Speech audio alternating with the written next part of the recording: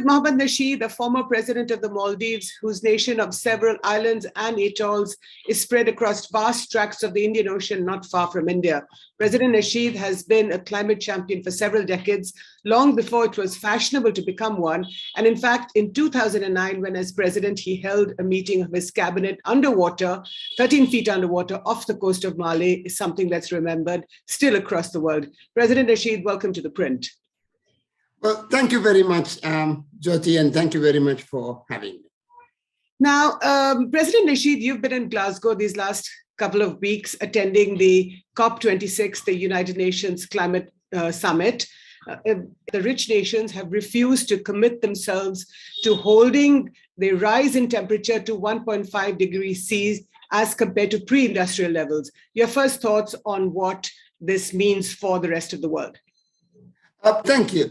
When we came to Glasgow, judging by the submissions made by countries before December last year, we were looking at a planet that might reach 2.7 degrees. You would know that Action Tracker, that's the main application who is doing the numbers. But that's without the pledges of more than 90% of the countries of the global economy. Mm-hmm. Now, when we came into Glasgow, we saw, for instance, India's pledge. They said that they would use 50% of their energy through renewable sources by the next 20 years. Yeah. That's a huge commitment. And they also said that they would use 500 gigawatts of electricity through other means. By 2030, actually, the promise to cut emissions or carbon. By 2030, that's in 9 years. And when you add these new submissions, such as India, then, when I left Glasgow, it was looking like 1.7. Mm-hmm. And the new agreement on the trees and an agreement on methane, it was looking like 1.5 was doable, reachable. Okay. And I also think that yesterday, China and the United States agreeing to tackle climate issues outside their other differences. Yeah. I feel that would also have an impact. Jyoti, what I feel is that actually, leaders are not that stupid. They seem to realize that this was going wrong, unlike, let's say, 10 years back. They seem to have a better grip on the situation, and especially an outcome where countries would have to come back with better ambition every year. Yeah. We probably make sure that we have 1.5 within reach. So it's interesting. It's interesting, President Nasheed, that you're sounding quite hopeful, because as a leader of a tiny country, the Maldives, which, as you have said these last several years, you've been very fearful that it could or may be submerged in the coming years if the world doesn't take enough or appropriate climate action. So you are sounding quite hopeful, aren't you? Well, I am sounding hopeful, but this just doesn't mean that the work is done and the Maldives can survive. No, Maldives will not survive if global temperatures rise above 1.5 degrees. So there is a window of opportunity of about 7 years in which that we can actually achieve that. And you would know that I would rely heavily on India to get this done. And I think even this time, the Indian government has come up with very good ambition, much better than many other big emitting developing countries. So in a sense, when, let's say, if India steps outside and starts taking leadership in this, and they start embracing the new technology, but I think then we will go on a better track. Now, if China feels that they should be dragging their feet, and if they feel that we should not be talking about 1.5 degrees, then it's really, in my mind, they are losing as much as the planet is losing. But if you look at if you look at President Nasheed, sorry to interrupt, but if you look at the meeting between the climate envoys of the US and China these last few days, now neither of those two countries have made any specific promises. I mean, the Chinese have not said, they've said that they will cut methane, for example, the methane gas, emissions of methane gas, but they have not said by how much. They haven't promised that they will move out of fossil fuels or coal, for example. Well, Jyoti, everyone is just giving bold statements.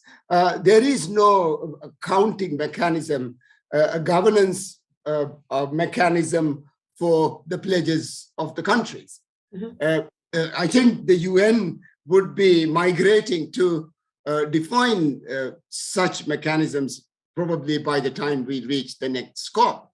It is very obvious that these things have to be figured in local legislations, on environment acts, on carbon budgets for governments every year. Now, yes, they need to be very clear on what they're trying to do. Neither the United States or China are very clear on where, how they would make these reductions and how they would assist us in keeping the planet without heating to above 1.5. But why is it that Western nations led by the US are refusing to make any specific commitments?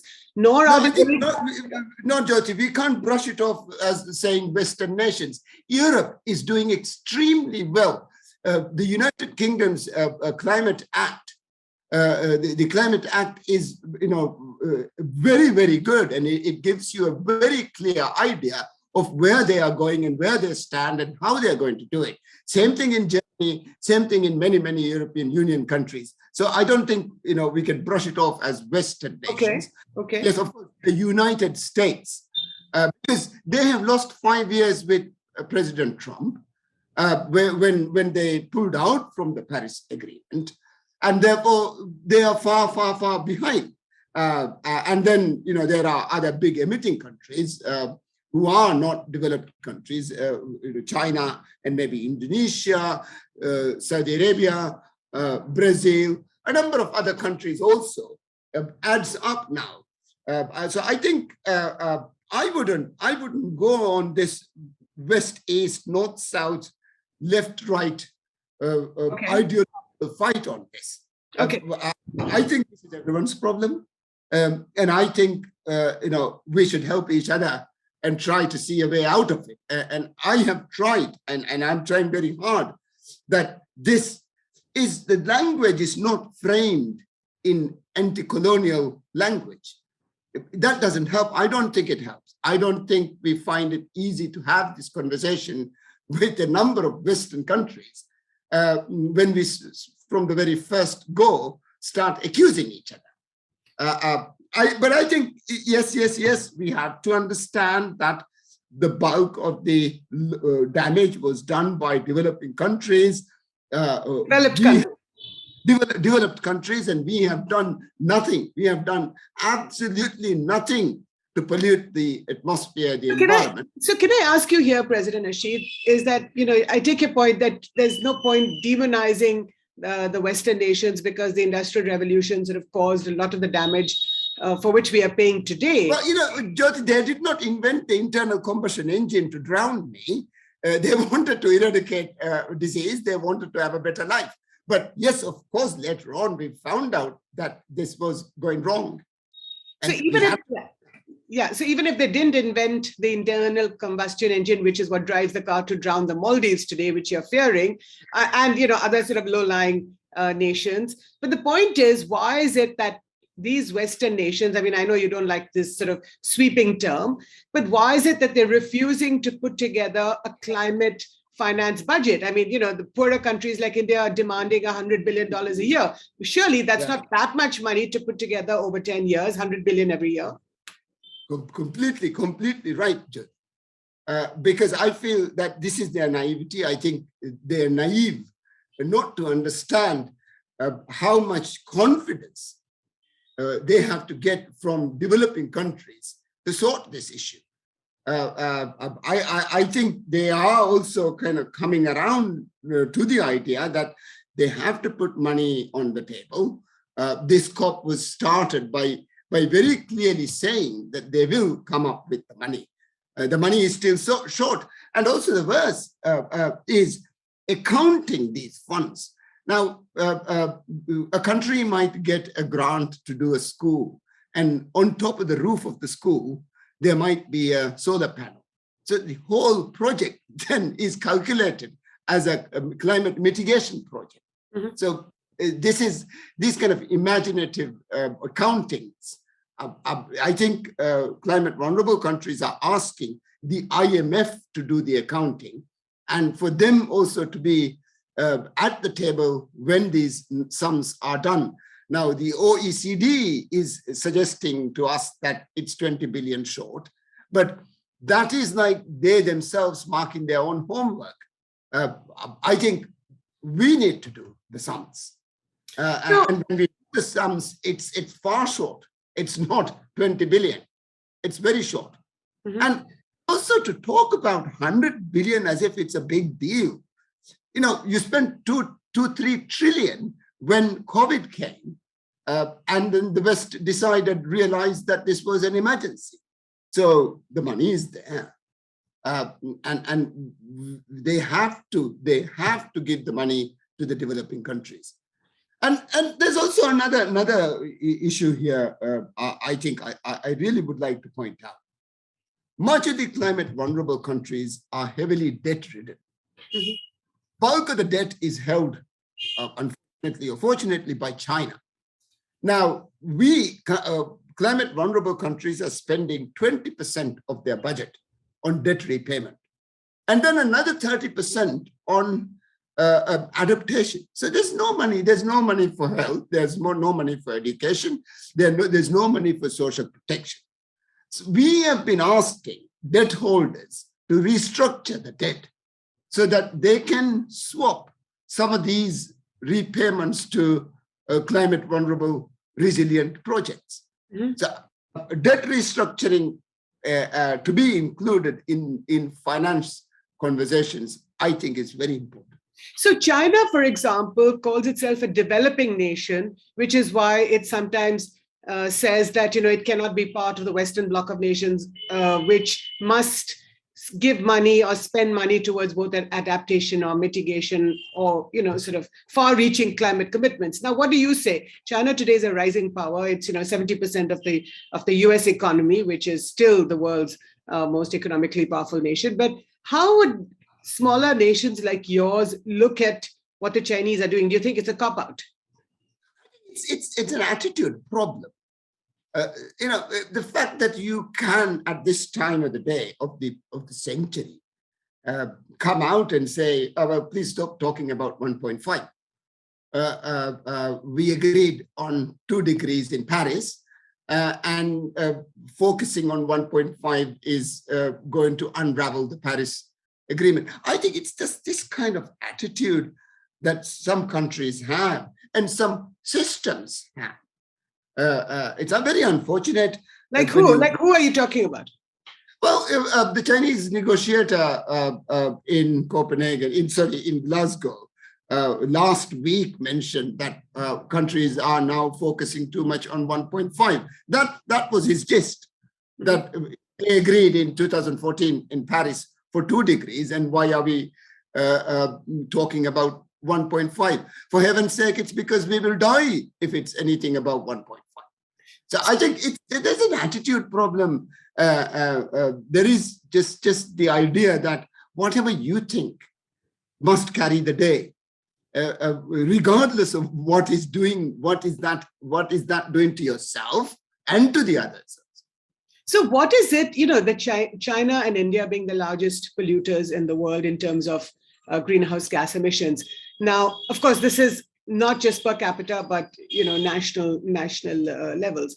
Now, the Chinese, so the question is that do you think that the Chinese should, along with the West, should be making these commitments? But so far, the Chinese are saying that no, listen, we are a developing nation and we cannot be clubbed along with the other with richer countries. Jyoti, I think this whole conversation, the dialogue is so silly because even if they wanted to emit carbon, they can't because it's going to be financially unviable, economically unfeasible. So to say that, oh, no, we have a right to emit carbon because the West has done, it's like saying the West has brought us to the brink and therefore we have a right to push us off the cliff. I think that's kind of madness. And when they push, it's going to be with them. It's not just the Maldives. We are all going to die. And I think we still hear negotiators and government officials speaking in language of, let's say, 1970s and 80s, when geopolitical issues were discussed. Is so outdated and obsolete. It would never win, and it would never find any logic among younger people. It would never find any compatibility with reason or rationale. I think China must commit. China must, and look, India is suggesting that they will produce renewable energy. Now, just imagine the acceleration of investments and industry and prosperity that would be associated with such a transition. So how would you compare what the Indians are saying? The Indian government, Prime Minister Modi made a commitment of net zero by 2070. But anyway, even if that's, beyond our own, yours and my lifetimes, but, I think cutting down carbon intensity. No, Jyoti. They're saying they will bring a huge difference in 9 years. They're saying that they're going by 2030, yes. Yeah, by 2030. I had lunch with Noel Tata the other day. He wanted to make his company carbon neutral. He knows that he has to make his company that. And every single entrepreneur, every single industrialist, every single thinker, every single economist is with this view. So how would you compare what the Indians are saying and what the Chinese are saying? Well, the Chinese are not saying anything. This is the problem. This is partly the problem is that they're not saying anything. But even in terms of bold statements, there is enough fat, enough data in what India is saying. So we can then therefore process that. Now, it's very important that China says where they stand so that we will then therefore be able to say, okay, this is the amount that we are short. Let's ask the United States and the West to cover up for China. But we need to know. And we need to know how many megatons of carbon they intend to emit to the atmosphere every year. We need to know carbon budgets. And the Chinese are not information. They're not saying anything. This is the problem. They're not giving. They're not suggesting. Now, I think all other countries have. The United States is not saying either. Probably because they still haven't got around to the view that, look, the world has changed. There is a new industrial technical revolution happening. And these two countries are lagging behind. Very unfortunate. Right. So, President Nasheed, can I ask you to, wear your South Asian hat or perhaps your Maldivian hat? Just 4 or 5 months ago, you were the victim of a terror attack, and it's good to see you here online on this screen. You seem well, you look well, but what's the, there is an investigation that's still continuing, but are there any leads? What's the latest on this horrific incident? Well, it's very worrying. We still haven't found who funded it. We haven't found who schemed it. We haven't found, the network. But it is clear now that there is a network. And I think we should be all very, very mindful and do a lot of work. The government is trying. There's no doubt. No one. I don't feel that anyone is trying to cover up. But it's just the cumbersome. It's the nature of the thing, and it is taking time.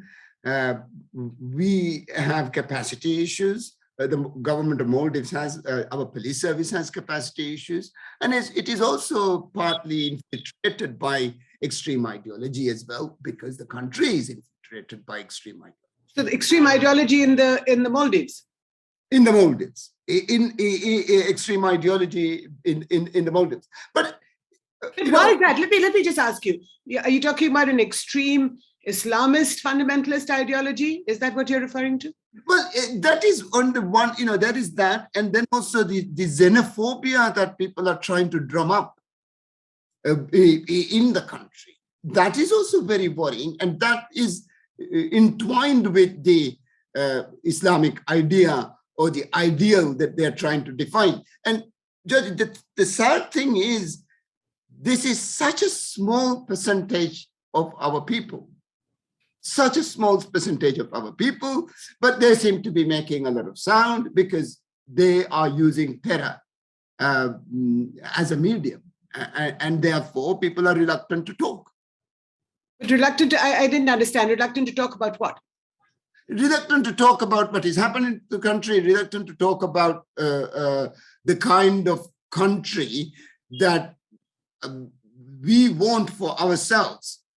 Reluctant to talk about the opportunities that we want to ourselves, reluctant to talk about the progressiveness we would like upon our people. I think there's so many things that we are reluctant to talk about. Parliamentarians are not debating because they're afraid. Afraid of what? Afraid of being murdered. Afraid of being targeted like you were? Targeted like you can brand someone un-Islamic and then get a fatwa on it and then get someone else to execute it. This has happened not once, many times in the last few years. Well, of course, we are different because we wanted to rise above dictatorship and bring democracy to the country. And well, in that process, there was a lot of openness. There was a lot of space available for others to articulate their own point of view. So, similarly, as in Egypt, for instance, Morsi came, there was a rise in discourse on religion, sometimes that doesn't agree with a lot of people in our country. So are you saying these are Maldivians themselves, or are they, or is the Maldives being infiltrated by outside fundamentalist elements? No doubt there is outside connection and links. From where? Well, the whole, I wouldn't be able to tell you, but the investigation would be able to tell you. But do you think this started when you were back as, 10 years ago, 13 years ago when you were president? Is it? I think it started in the 1970s when, with the rise of Wahabism. So it's gradually moving. But isn't it interesting that you have such a small population, 500,000 people? India's got a 14% Muslim population, but we don't have terror attacks like you guys have in the Maldives. Very true. So being small doesn't necessarily solve any problems. Well, it's one of these things like, West Indies is so small, but can take 3 wickets in a row, Indian wickets. Well, we'll leave the cricket out of it for the time being because it's a very sensitive subject at home right now. But so it's the size of the country. It gives you a minute cross section of everything that India has. We have, but it's in minute form. Statecraft is funny. You may be very big, you may be very small, but you end up with the same thing, Jyoti. Okay, so let's wrap this up. And I'm just wondering if you can connect for me and for the viewers of ThePrint, if you can make a connection between what the Chinese are doing globally in terms of climate and refusing to commit themselves to sort of, to far-reaching changes on the climate front with the influence inside the Maldives, with China's influence inside the Maldives? Well, because what they are asking in terms of climate, which is not to focus on 1.5, that's asking for the destruction of the Maldives. So after that, there is a conversation that we can have with anyone. What is the point? If you do not wish me to exist, why then should I speak to you at all? So climate murder. It's a death sentence, Jyoti. It's a death sentence. Anything above 1.5 is a death sentence to the Maldives. And, we might be very small. And again, you can squash us. Any of these bigger powers can do that in a minute. But if you want to have a talk to us, why should we talk at all if you do not think that 1.5 degrees must be maintained? On this note, President Mohamed Nasheed, thank you so much for your time. I know that you've been in Glasgow for the last couple of weeks at the COP conference, the United Nations Summit. But thank you so much for speaking to ThePrint. Thank you very much, Jyoti. Bye. Bye.